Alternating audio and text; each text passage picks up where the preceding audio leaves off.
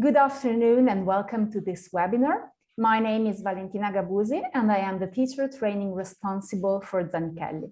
Today we'll be talking about the LifeComp framework, and our guide and our guest is Professor Margaret Layton. Good afternoon, Margaret. Hi. So before starting, let me tell you something about Margaret Layton. Margaret Layton has had a long teaching career in both the British and the Italian education system. She began teaching English language, but also literature and history in secondary school and sixth form college. In parallel, for 27 years, she organized and ran a summer language school in Surrey, teaching English as a foreign language. And from 1999, she took up an English teaching and coordinating position at the University Cattolica in Milan. And as you all know, since 2006, she has been writing English textbook for the Italian secondary school with Marina Spiazzi and Marina Tavella. So Margaret, I think we are ready to start. You can share your screen, and now the audience is all for you. Okay. Let me see if I can share the screen.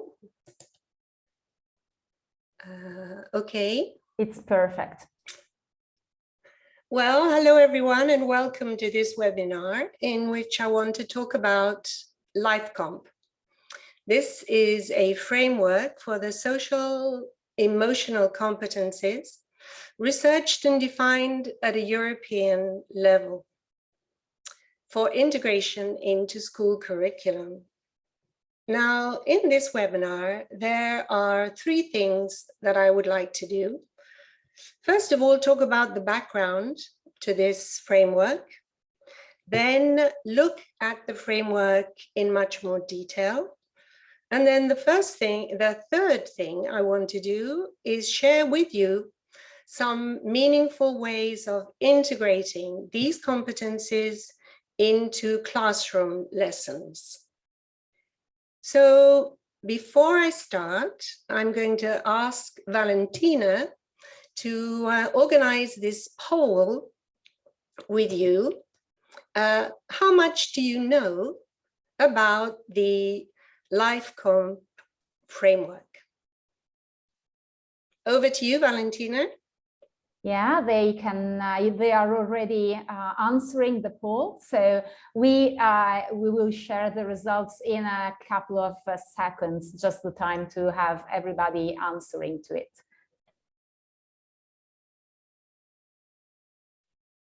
Okay, so I'm closing the poll now, so you can see the result and make a comment about it. Here it is. Okay. we are lucky. Not much, that's why I'm here. Well, I hope the answer to a similar question at the end will be different. So, as I said, we are going to do three things together. So, talk about the background, the theory behind why we need a LifeComp framework. Then look at it in great detail, and then look at its use within our English language teaching. So let's begin by looking at the background. Now, I think that, like me, you must be reassured and excited at the idea that at a European level, there is ongoing research, discussion among experts towards improving all the time the kind of preparation we are giving to our students. This was the kind of expertise that brought us the Common European Framework of Reference to Languages, which has become a kind of Bible for levels of language all over the world. So the same kind of expertise was looking at the kind of preparation we were giving students and whether this was the kind that they needed in an ever-changing world. And the more they looked into this research, the more it became clear that actually the world was changing very quickly, was becoming more complex, because of digital advances, technical advances, because of globalization. And a knowledge-based curriculum was no longer sufficient to give our students the kind of preparation they need to face the problems in a later, outside of school world. And the more they researched and looked into this problem, the more they realized that apart from the knowledge, what students really need are skills. They need competenze. They need to be able to use the knowledge. They need to be able to evaluate, manipulate, with the knowledge, go on to produce. They have to be flexible. So as far back as 2006, the Joint Research Committee was looking into different areas of competence that covered language, science, technology, digital world, even competenze civico. Then in 2018, they reviewed the situation and came out with an interesting document, recommendation of key competencies for lifetime learning. And here we have yet another change of focus, because knowledge to a certain extent comes and goes, but a skill remains with you for life. It becomes a part of your lifelong learning. This, in 2018, was this recommendation that was looked at again in 2020. Now, 2020, and here we're looking at July, we were in the middle of a very different situation. The pandemic had meant that in every walk of life, which included, of course, the school and education, there was a new reality. Something that students and teachers had to face and brought into focus even more the need to have the kind of social and personal skills that were becoming individual, autonomous, independent, because many students felt quite abandoned. This distance learning that we fell into was a very different, very, very difficult world for them to cope with from a studying point of view. So the Joint Research Center looked in particular at what they called the COMP family. They identified 3: DigComp, LifeComp, EntraComp. Digital competence, life competence, entrepreneurial competence as the fundamental ones that the students would need to progress.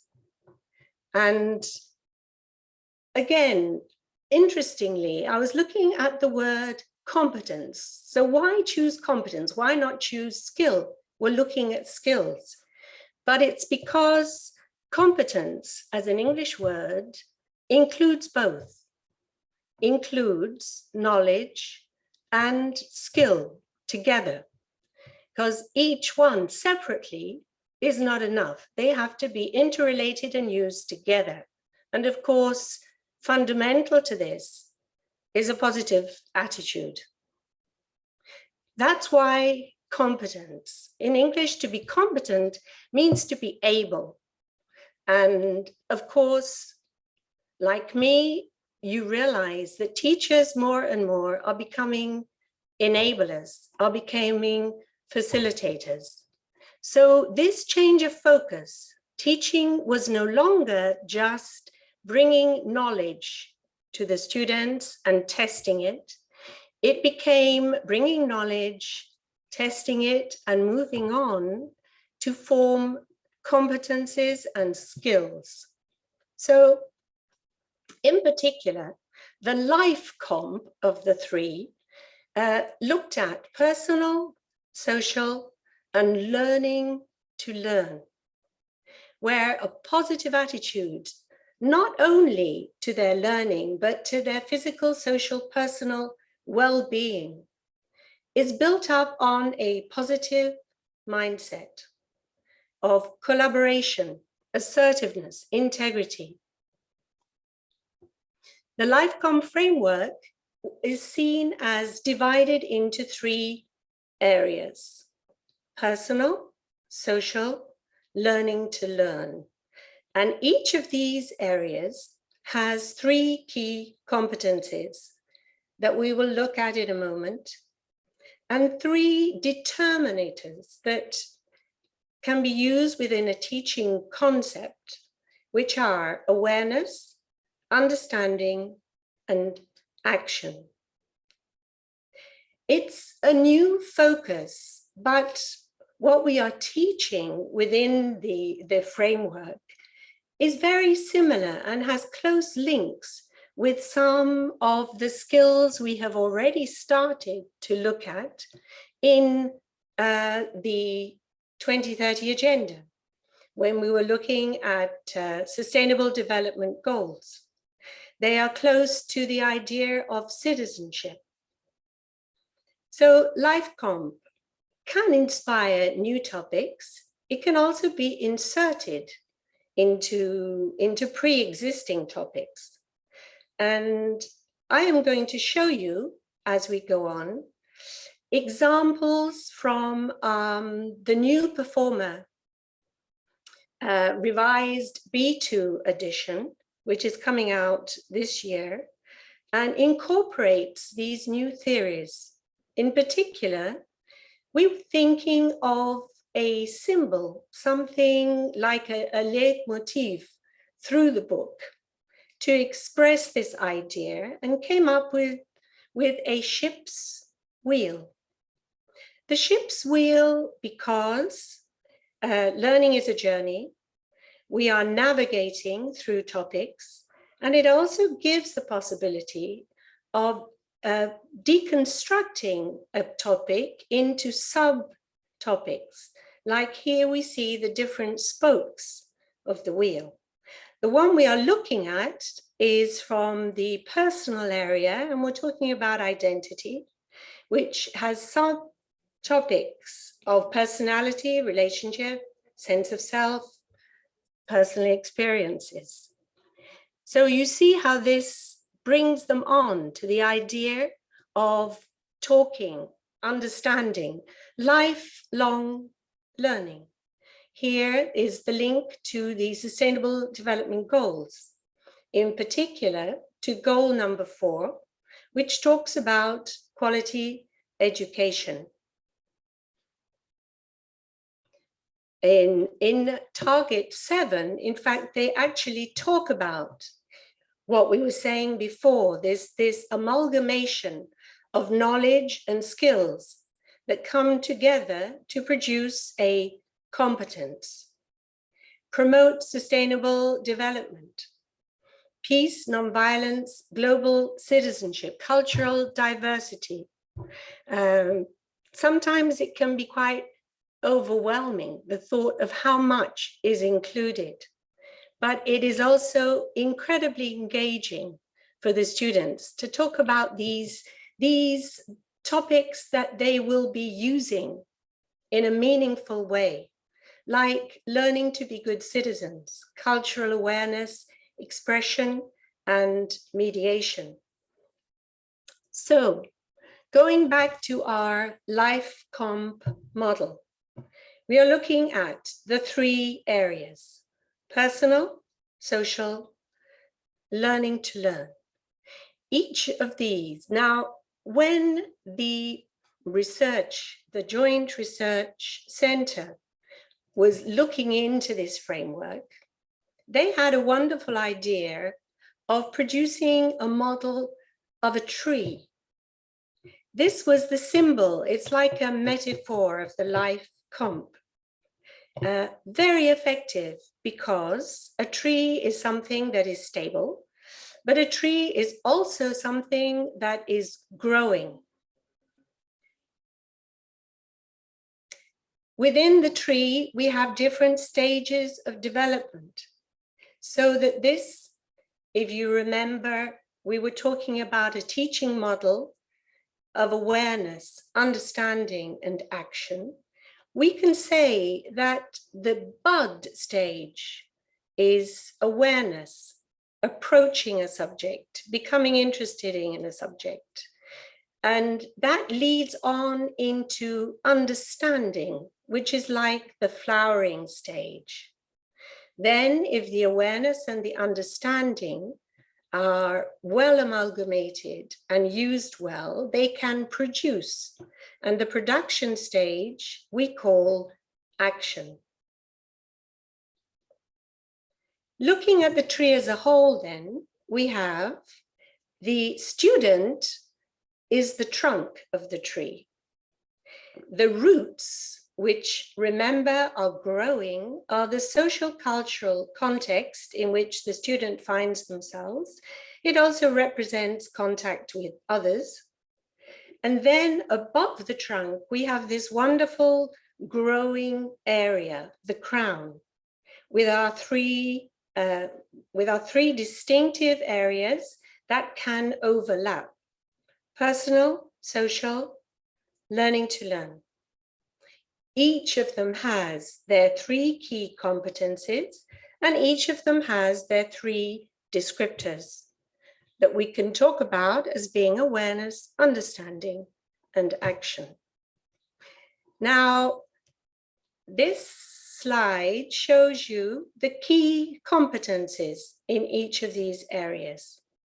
So let's look at them one by one. So we will start with the personal area, which has self-regulation, followed by flexibility, followed by well-being, physical, mental, and social well-being. Then we have the social area, which includes empathy, communication, and collaboration. We talk more and more about the use of mediation, which means looking at 2 opposing things, like can be contrasting languages, contrasting contexts, contrasting cultures, and finding a way of common ground, finding a solution. Then we move into the learning to learn area, which includes growth mindset, belief in your potential. It includes critical thinking, one of the crucial soft skills, and it includes managing learning, planning, organizing, monitoring, and this incredibly important word, reviewing your own learning. So I'm aware that this has been quite quick.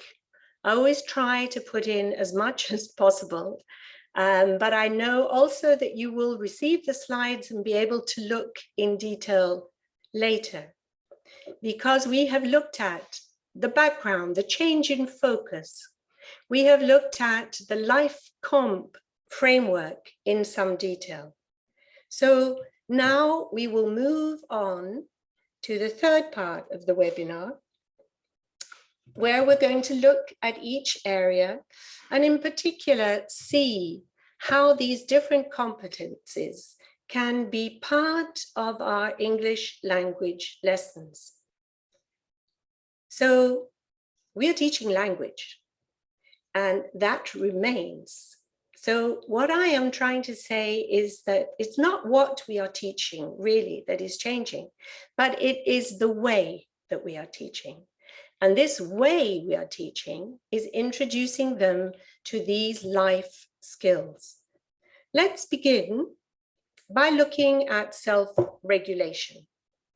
So thinking about awareness. Awareness is approaching a topic. It's where we've also used warm-ups in the past, encouraging interest in the students. Here, the personal area, as we looked at before, is talking about identity. And the students can, for example, begin by thinking about their own name. They can have, as here, a listening exercise in which a particular teenager talks about their own identity, and they can form an identity chart. An identity chart which draws on their pre-knowledge, links back to the vocabulary that they perhaps already know, and is followed later on with a vocabulary exercise that will extend perhaps from a B1 towards a B2 level of vocabulary.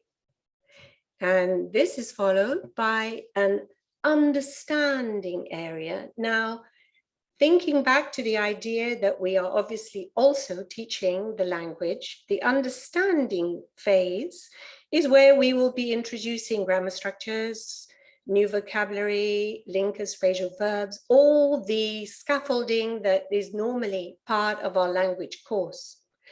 But also bringing them in to focus on the kind of topics that the LifeComp is bringing them. So they can watch a vlog about a sense of self, about building self-confidence. And from that, fill in a questionnaire. How well do I know myself? Based very much at the adolescence level. So looking at the ways they try to avoid conflict, the way they stay focused on their tasks, at the end of which they can then produce, this goes towards the action area, they can produce, in this case, a bio poem. So this is a biographical poem about themselves. They are led through the stages and can produce their own poem, and maybe, if they want to, share it with the rest of the class. Other possible production areas here could be the individual long-term in the B2 speaking exam, talking about their role in the community, or even a topic discussion where from a sense of self, they have moved on to a sense of community, and one follows from the other, and talk in a class following the topic card. Another key competence within the personal area is well-being. And I think you'll agree that the pandemic and the situation that we have been living through has focused even more on the importance of these personal skills, coping with emotion, coping with stress, building a sense of mental and physical and social well-being, which comes not only from within the student, but comes from the environment around as well. I find it particularly interesting that the distance learning isolated students and emphasized the importance of the physical contact with the school, with the teacher, with the classroom environment, with the other students. It's yet another way of showing that just knowledge is insufficient as preparation for this very difficult and complex world the students are part of. The well-being, therefore, students can be encouraged to think about climate change, to think about the environment, to have visual, written, listening prompts, vocabulary exercises. They can go back and use the ship's wheel with its different topics to help them navigate through the unit. And another questionnaire based very much on the students' reality, which is asking them about diet, sleep, and stress, how they cope with these major parts of their own well-being. And again, this idea of activating the students must be engaged. It's the students who must produce more. we are leading them. We are leading them through the steps, through the understanding, but it is the production stage that gives them the most satisfaction, that gives them this tremendous sense of achievement. Project work is typical of this, which is partly individual, which is partly done as group work. Learn by doing, realistic tasks that have a meaning. In this particular learn by doing, it's the students who are asked to give advice to the teachers and administrators about how to increase health literacy among the adolescents. Comes from them, this importance of being engaged. Talking about engagement, we talk about the greater reality of the community and move into the social area. Social area, if you remember, has the key competencies of empathy, communication, and collaboration. There isn't time to look at all three in each of these areas. So here I will look at empathy and communication. So first of all, empathy. Empathy means understanding your own emotion and recognizing it in the response of others and finding ways of adapting, bringing a solution that it will involve the well-being of the other person. So empathy requires communication. And of course, the students are very good at quick communication. We are moving far away from the old idea of reflective writing communication.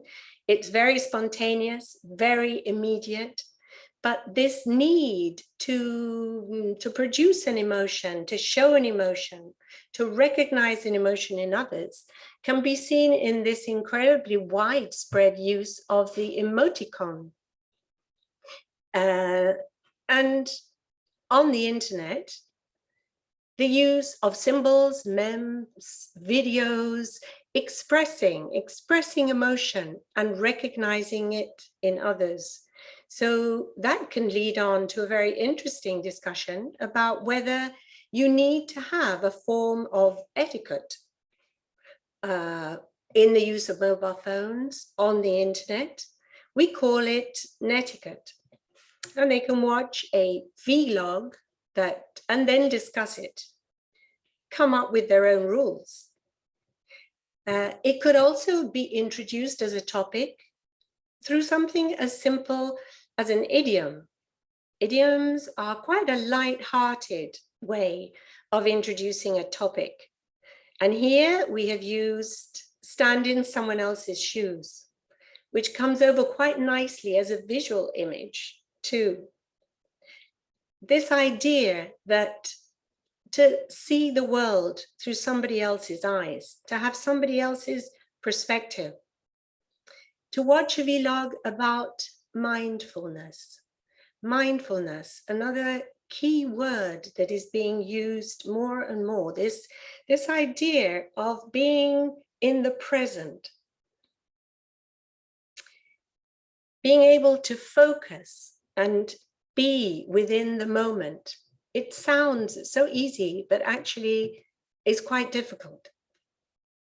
To think of how it must be to be at some disadvantage, whether this might be ethical, religious, physical handicap, seeing the world through somebody else's eyes, a way of understanding, showing compassion, being in somebody else's shoes. This can be used quite formally in a B2 open, close, or closed exercise. It can be through listening. Then the other area we're going to look at in the social area is communication. Something that the students are particularly good at, but that means that they are also interested. It's a topic that gets them moving, gets them engaged quite easily. They have to learn non-verbal communication. We were talking about emoticons. They love using them because they are spontaneous, because they are immediate. Engaging the students through a questionnaire. How good are your communication skills? And then leading them through in this particular unit, it is done as a listening exercise, how to give a successful presentation. The idea of oral communication, apart from preparing them for the colloquio esame di stato, apart from preparing them possibly for the B2 first exam, it is such an essential personal skill to have, to express in an attractive way to others in a presentation, through body language, through expression, through the organization that is behind it. And again, a learn by doing, which has a proper kind of task involved. Improve your own town, get them engaged. It's interesting that this focus away from knowledge-based to skills-based is not only something that happened at a European level in the Joint Research Center, but parallel is also happening. The UNESCO are looking at insights into future education. They have a long view. They're looking at 2050. But the Italian government too, the Ministry of Education in Italy, is looking at the integration of life skills into the management of emotion, stress, empathy, and creative and critical thinking. So a joint moving forward, education is moving. Here, communication is a joint thing. We're talking about mediation again, if you like, because you're looking at your own culture, then comparing it and appreciating other people's culture, cultural heritage. Coming up with project work, looking at your own local heritage, but then looking at the cultural heritage. Now, these are also part of digital competence. The three competencies we looked at the very beginning, which were LifeComp, Digital Comp, and Entrepreneurial Comp. LifeComp is the one that is most obviously associated with our teaching, but digital competence too, and entrepreneurial will come into the idea of skills required for work. In project work, they can do their individual research, and now there are lots of programs that will help students. They probably know them better than their teachers. Things like Flippity, that will help them with forming word clouds and brainstorming. Things like Padlet to help form lists. Things like Canva to produce posters. And okay, I can almost hear you asking, they say, well, what about giving these areas, giving these projects a mark? What about evaluation? So Digital Comp will help us with this. We have the different levels: foundation, intermediate, advanced, and look at the complexity of the task, the autonomy, and then the cognitive domain, how much they remember, how much they understand, how much they can apply and evaluate and create. Another change in focus in teaching is the way that evaluation is moving from a purely teaching responsibility to one that is increasingly autonomous to the students. Now, the idea of self-regulation, self-regulated learning is what Barry Zimmerman called it. He was one of the pioneers in this field. The idea of students becoming responsible for their own learning. Self-evaluation.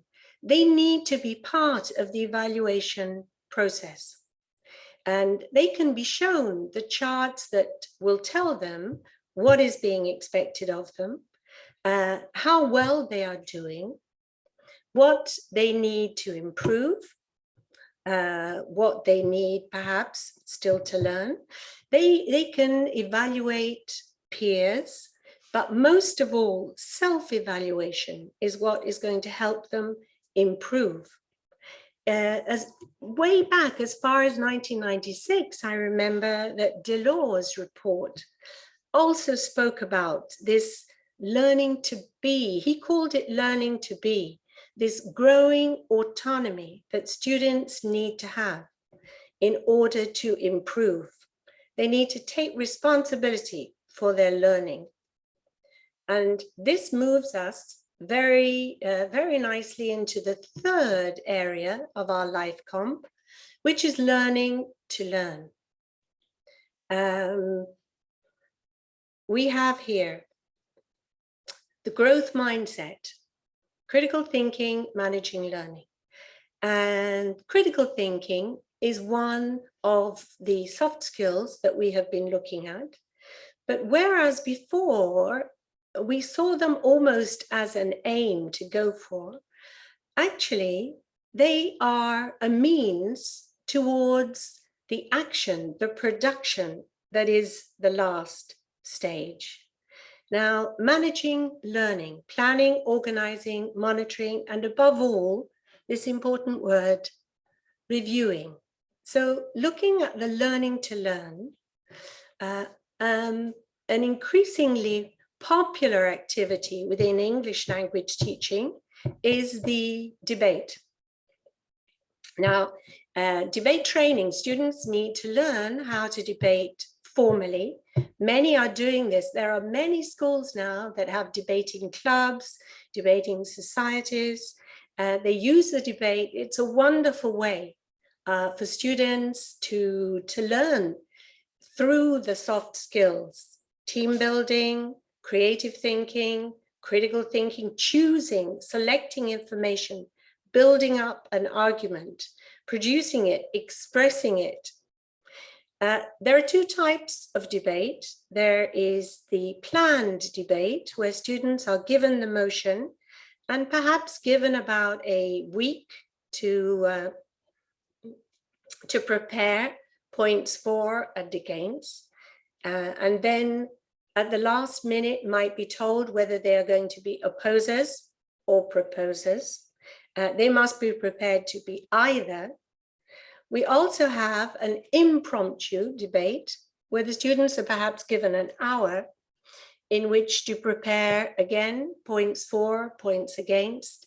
This time they are told whether they're going to be opposers or proposers, and then choose their team.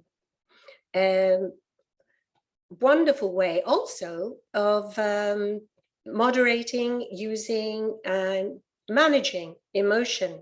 People get quite worked up in debates. The learning to learn, another way for them to manage their own learning is by thinking carefully about the task they are about to do before doing it. This is what we call framing the task, where they can read the task they have to do, but then they need to analyze it, frame it before doing it. And then they are given strategies. We have a strategies box that will help them through the task. And then they come to the last part. At one time, they would be given a task, did the task, and let it go. But now they must learn to review, reevaluate. Here it's done through a checklist. The students are asked to write an informal email, and when they've done it, that's it. They're not going to forget about it. They have to check it, go back. Have you used a suitable greeting, explain the reason, given detail, used an informal style? They are taking possession of their own learning, becoming more autonomous. The kind of teaching model that is also called think, pair, share. Because before doing a task, they have to think and understand it at an individual level. Then they can discuss it in pairs. And then if they can share it perhaps with the rest of the class. In this particular exercise, we're going back to look at identity. The class is divided into A's and B's, and the A's answer questions 1, 3, and 5. The B's answers 2, 4, and 6, and then they come together so that they can share the information. It can be done through a picture. This particular picture is part of a unit which will go on to talk about the Sustainable Development Goal of hunger. A picture that they can think, pair, share, think about why. Why was a photograph like this taken? What is it showing? Why is it interesting? What is fascinating about different cultures? It can be used in an open question. This one, for example, about global warming. Have there been climate problems in the past? Is global warming new? Is global warming something that people have dealt with efficiently? It can be a reading text, a party for the mind, where students are given a task. They analyze the task through framing the task. They then do the task, but it is not finished. They might have to answer questions. They feel, right, done that, finished. No, they need to go back, evaluate, think about, reflect on what they've done. Take responsibility for their learning. They might have simple questions. What is the main point? What did you maybe find surprising? What did you find confusing? Going back and reflecting on what they have done gives them real ownership of their learning. Linking what they are doing to prior learning, this idea of linking back all the time. This idea of learning not ending, beginning, learning goes on. Realistic tasks, here we're talking about recycling. And apart from the vocabulary, we're also asking them a realistic learn by doing exercise to go into their own environment, look at their own school environment, see how recycling is done, see what could be improved, collect the rubbish thrown in different bins in the classroom, bring them out into the world. They are learning citizenship skills. They are following the Agenda 2030. They are also doing skills that are included in LifeComp. So it's a lot to take in all at once, but LifeComp, let's have a look at these various stages. So within the English language classroom, how does LifeComp come in to the everyday activities? Well, first of all, identifying a topic or an issue and encouraging interest through a kind of awareness. Then the students move into developing ideas. This is where they are using their soft skills, creative thinking, teamwork, collaborative learning, creativity. which leads them into the understanding, gathering, analyzing, evaluating ideas, adapting knowledge to specific situations, and framing the task, planning, looking at what they have to do, but also thinking, analyzing the task that they are required.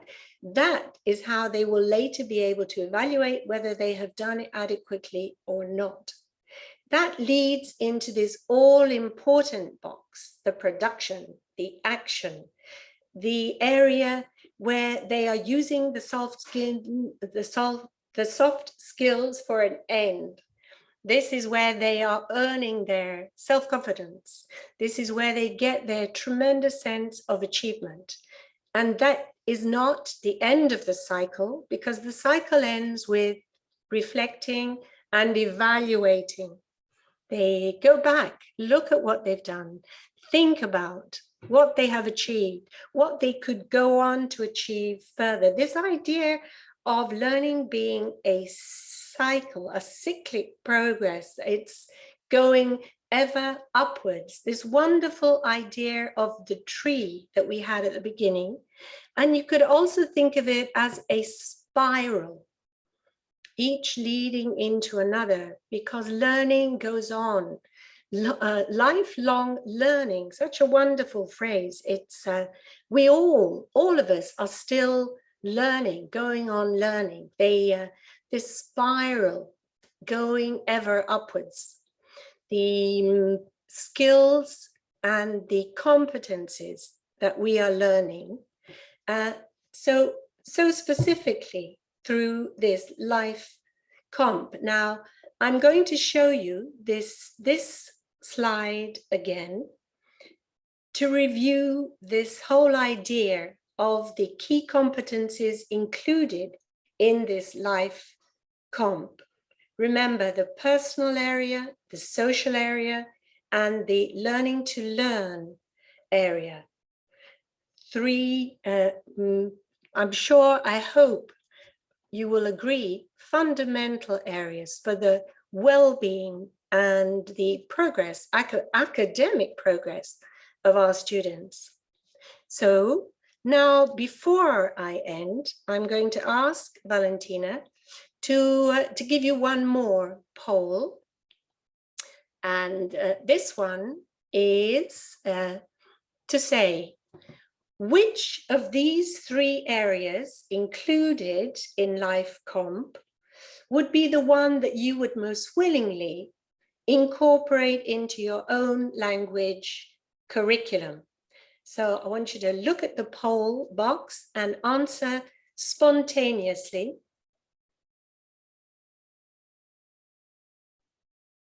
We are collecting all the answer.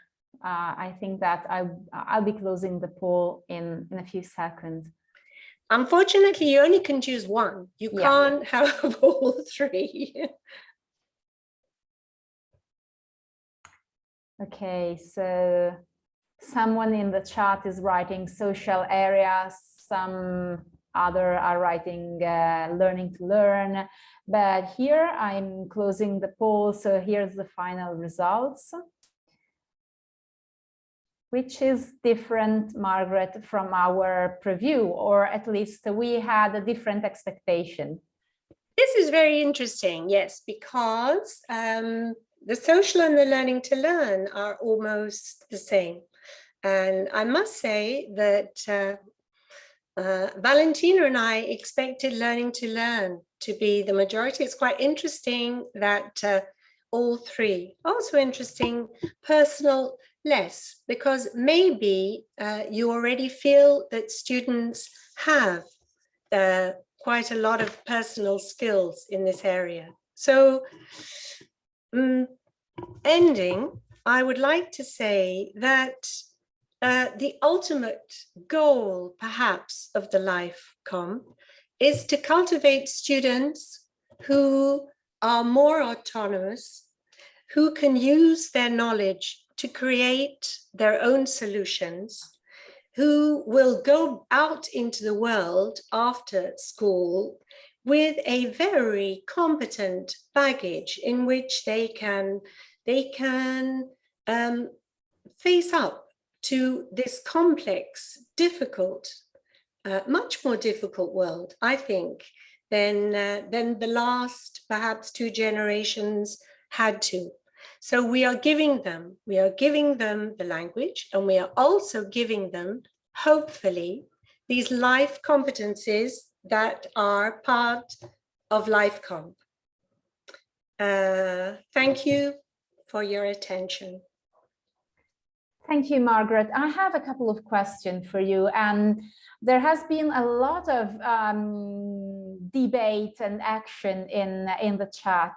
So the first one is, at the very beginning, you were talking about identity, and Antonella was saying that identity is a very important issue for teenagers today. It's not just a matter of sexual identity. Identity brings an atmosphere of belonging, and so helping students to develop a sense of the self is extremely crucial. And then, yeah. Yes, thank you, Antonella. I think you're absolutely right. Absolutely right. I think identity is absolutely crucial to all that we have been saying. You're absolutely right. And then there has been a lot of different positions about debate. So Tiziana was saying that her students really like debate. Antonella was a bit, I mean, she finds it a bit controversial because she thinks that the risk of polarization, of a blind defense of a position, in a way is a danger. And the other aspect is that it is more important to help students find new perspective on problems and situations. So other people in the chat prefer, instead of debate, a sort of collective discussion in the class. A class discussion. Yeah. I think they are both valid in different ways. I think learning to discuss and as part of a class is extremely important. Listening is a wonderful skill. What I particularly like about debate is that you have to select and organize facts and create an argument. And I think this is a skill that is absolutely valid and useful in all walks of life later on. I think this ability of selecting information, especially now, because we are bombarded with information. And so this idea of critical thinking and selecting is very important, I feel. There was one teacher also pointing out that the shift we as teachers are required with these new millennial students has also much to do with anger. She was saying that teenagers are disappointed, they are pessimistic, sometimes they are depressed. So the question is, should we as teachers elicit and evoke trust, courage, and these positive values, especially after the pandemic period? Absolutely. Absolutely. I think that encouraging an optimistic outlook is a big responsibility. And I was thinking, because I've been talking to Australia and to UK, and both of these countries have serious problems with teenagers who come out of this distance learning with great feelings of insecurity. The psychological problems, I think, have been underestimated because young people are coming out feeling much more insecure. So as teachers, one of the many responsibilities that we have is to really help students with this management of their emotions, this managing stress, which I feel is very much part of these this LifeComp that we've been looking at today. I think is an absolutely essential part of it. This learning to manage emotion, learning to manage stress. And more teenagers seem to be more fragile, and they need the encouragement, they need the optimism. to help them go forward. And they can't learn effectively unless they have this sense of inner well-being. Okay, so in a way you already answered to this question, but I will make it anyway. So this framework is absolutely useful after this post-pandemic period we are living. But do you think these values, this dimension of learning, so the social area, the personal area, the learning to learn area, are here to stay as like key important parts that we as teachers, we need to focus on and pass through our students? I think they are absolutely here to stay, because as I was trying to explain in the webinar, this has not been born out of the present pandemic situation. The background we have been looking at shows that it's something that was in the air and has been in the air for quite a long time. This idea of taking responsibility for your own study, this idea of self-evaluation, self-regulation, the pandemic brought it all very much more into focus. And in particular, the things you were saying before about coping and managing emotion, this became even more important. I mean, hopefully we are moving out of this situation. Hopefully we will go back into a more normal teaching situation. But I believe that these skills will go on being important. I mean, the idea of educazione civica was born before the pandemic and is bound to continue. We are more and more aware that the teaching is not just about information, facts, and knowledge. Teaching is about forming students with a full curricula of competencies and skills to face the future. It's teachers are becoming psychologists almost inevitably. But it's fascinating for us, and I think it's engaging for the students, this idea of them being engaged in their learning, participating in their learning. Okay, so Margaret, there's a lot of people thanking you for this webinar. I will just quote Giovanna, who wrote, "I didn't expect this webinar to be so stimulating, so thank you." So we are very happy about that. Good, thank you.